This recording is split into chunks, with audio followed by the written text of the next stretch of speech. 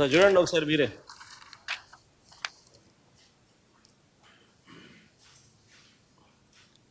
అవన్నీ పక్కన లారీలు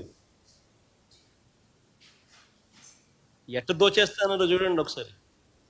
రాష్ట్ర ప్రభుత్వానికి రూపాయి ఆదాయం రావడంలో, మా ప్రభుత్వంలో రాష్ట్ర ప్రభుత్వానికి 750 కోట్లు ఖజానాకు ఆదాయం వచ్చి రూపాయి రావడంలో రాష్ట్ర ప్రభుత్వానికి ఆదాయం ఈ మాదిరిగా దోచేస్తాను. 80 లక్షల టన్నులు స్టాక్ పెట్టాం మేము. ఎండాకాలంలో వర్షాకాలం వస్తుంది కదా అని ఎండాకాలంలో స్టాక్ చేసి నిల్వ చేసినాం.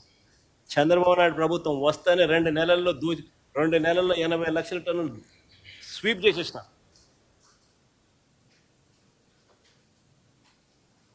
చూడండి ఫోటో, ఒకసారి చూడండి ఒకసారి మీరే.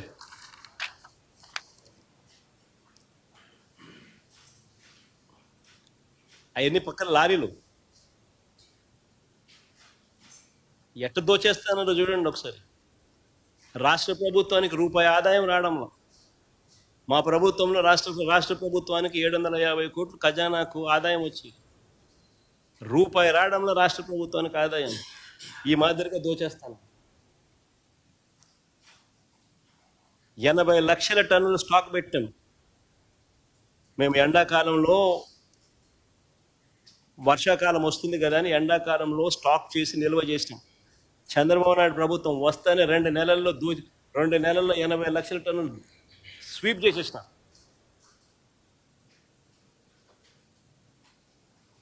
చూడండి